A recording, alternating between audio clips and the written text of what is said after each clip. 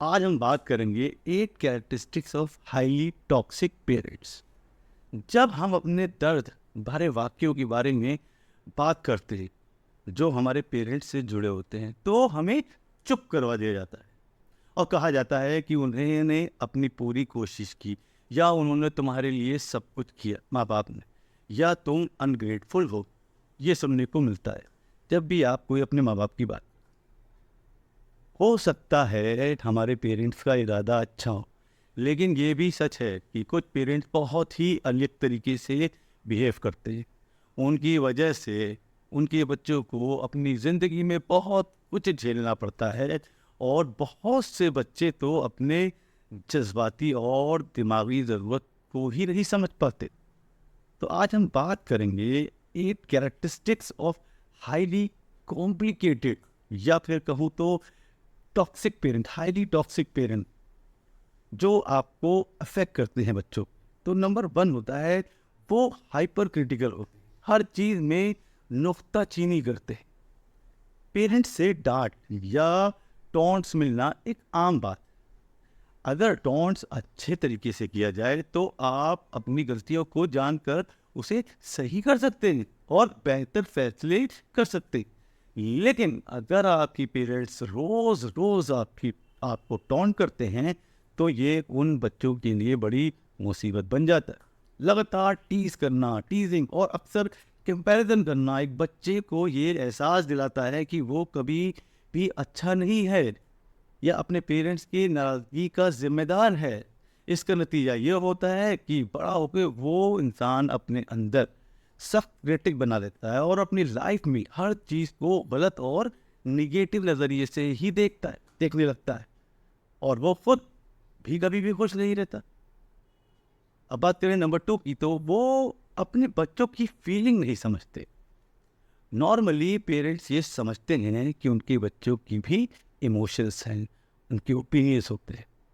वो अपने बच्चों के जज्बात और डिस्कशंस को खुशी से सुनते हैं। बट बहुत से टॉक्सिक पेरेंट्स को ये समझ नहीं होती। वो अपने बच्चे की इमोशंस को अपने खिलाफ अटैक समझते हैं। वहाँ इंडिविजुअल फीलिंग नहीं होती, सिर्फ कुछ कलेक्टिव इमोशंस होते हैं। पेरेंट्स अगर अपने बच्चों के इमोशंस को इग्नोर करते हैं तो उन्हें डिप्रेशन हो सकता है। अमेरिकन साइकोलॉजिकल एसोसिएशन के मुताबिक, क्योंकि उनका असली सेल्फ दब जाता है, इसका नतीजा ये होता है कि एक बच्चा अपनी ज़रूरत को एक्सप्रेस या समझ नहीं पाता है। अब बात करते हैं नंबर 3। वो अपने बच्चों से ही compete करते हैं। कॉम्पिटिटिव होना एक अच्छी बात है जो आपको ज़्यादा मजबूत और कॉन्फिडेंट बनाता है अपने सपनों को सच करने के लिए। पेरेंट्स जो आपको बेहतर करने के लिए इंस्पायर करते हैं, वो एक ब्लेसिंग होती है। मगर टॉक्सिक पेरेंट्स अपने बच्चों को कॉम्पिटिटर के रूप में देखते हैं, अपने ही बच्चों। वो आपकी सक्सेस या गोल को बिगाड़ने के लिए छोटी छोटी बातें करते हैं। आप अपने गोल्स को कॉन्फिडेंटली अचीव करने के विश्वास खो देते हैं। कुछ टॉक्सिक पेरेंट्स अपने बच्चों से जेलस होते हैं और उनके पास जो अपॉर्चुनिटीज होती हैं उससे भी वो आपके गोल्स को ओवरटेक करने या अपने खुद के पुराने सपनों को आपके थ्रू जीने पर मजबूर करते हैं। जो उन्होंने नहीं किया वैसा करने पे मजबूर करते हैं। नंबर 4 है वो अपने बच्चों को अपनी पहचान बनाने से रोक। हाईली टॉक्सिक पेरेंट अपने बच्चों को सिर्फ अपने एक्सटेंशन के रूप में देखते हैं। वो चाहते हैं कि उनके बच्चे उनके फुट स्टेप फॉलो करें या उन सपनों को जिए जो वो कभी अचीव नहीं कर पाए, क्योंकि वो अपने बच्चों को अपने छोटे वर्जन्स के रूप में देखते हैं। उन्हें डर होता है कि बच्चा अपनी मर्जी से न चलाने लगे, इसलिए वो उन्हें खुद की अलग पहचान बनाने से हमेशा रोकते हैं। कोई भी अनडिजायरेबल बिहेवियर जो उन्हें बुरा लगता है उसका मजाक बनाया जाता है, दोनों पब्लिकली और प्राइवेटली। बच्चा एक ऐसा अडल्ट बन जाता है जो अपनी अलग पहचान नहीं रखता और नहीं जानता कि वो कौन है।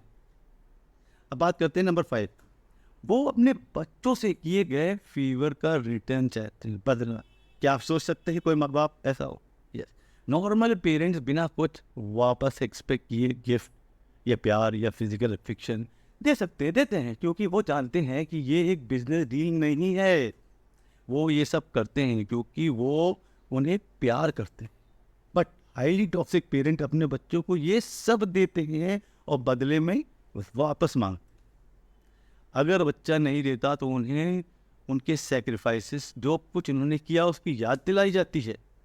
बच्चे मदद मांगने से डरते हैं और जो चीज़ें उन्हें चाहिए क्योंकि उन्हें कुछ वापस देने के लिए कहा जाता है, जो उन्हें देना नहीं चाहते वो ऐसा करते हैं, तो वो डरते हैं। वो सस्पिशियस और डिसरेस्टफुल एडल्ट बन जाते हैं, जो काइंडनेस को क्वेश्चन करते हैं और लोगों के इंटेंशंस पर शक करते हैं। इस तरह के हालात पैदा होते हैं।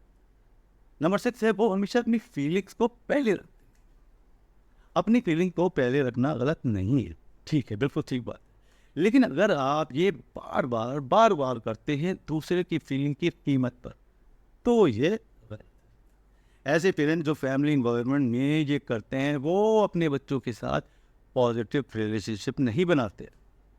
फैमिली मैटर्स के बारे में फैमिली की फीलिंग्स और ओपिनियंस को कंसीडर करके ये पेरेंट्स अपने बच्चों को अपनी ट्रू फीलिंग छुपाने में मजबूर कर देते हैं, ताकि वो पेरेंट को खुश और फॉलो कर सकें। इसका नतीजा एक ऐसा एडल्ट में निकलता है जो झूठ बोलता, अपने आप को छुपाता है और अपनी ज़रूरत और फीलिंग को दबा देता है।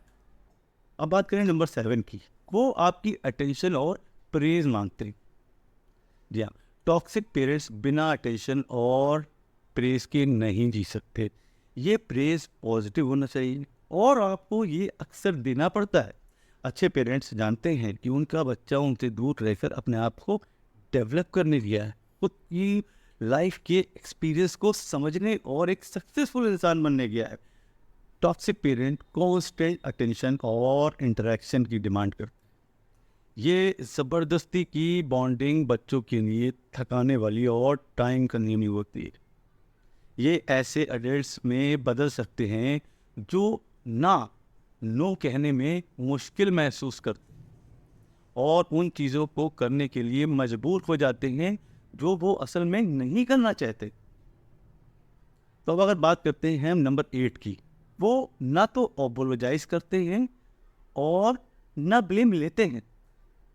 नॉर्मली कोई भी पेरेंट्स परफेक्ट नहीं होता, मानते हैं इस बात को, और वो इस बात को जानते हैं।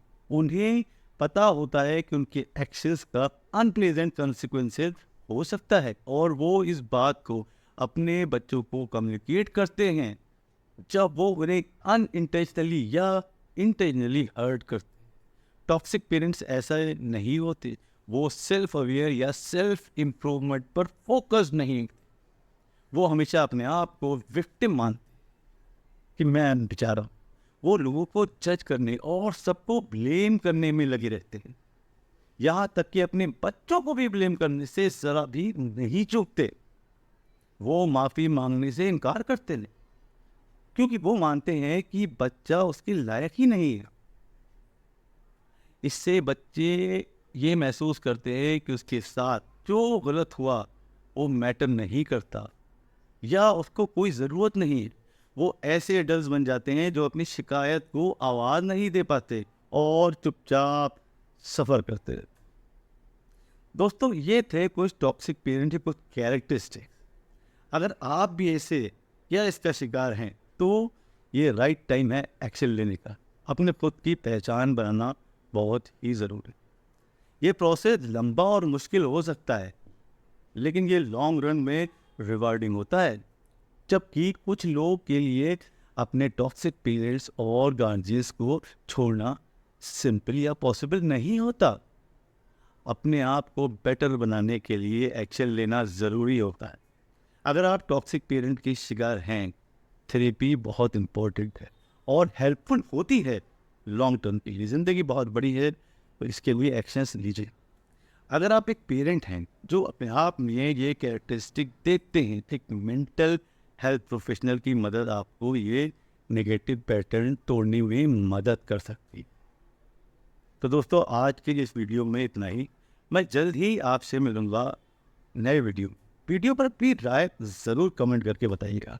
और वीडियो अच्छा लगा हो तो लाइक करिएगा और मेरे चैनल को तो ज़रूर सब्सक्राइब कीजिएगा। Thank you.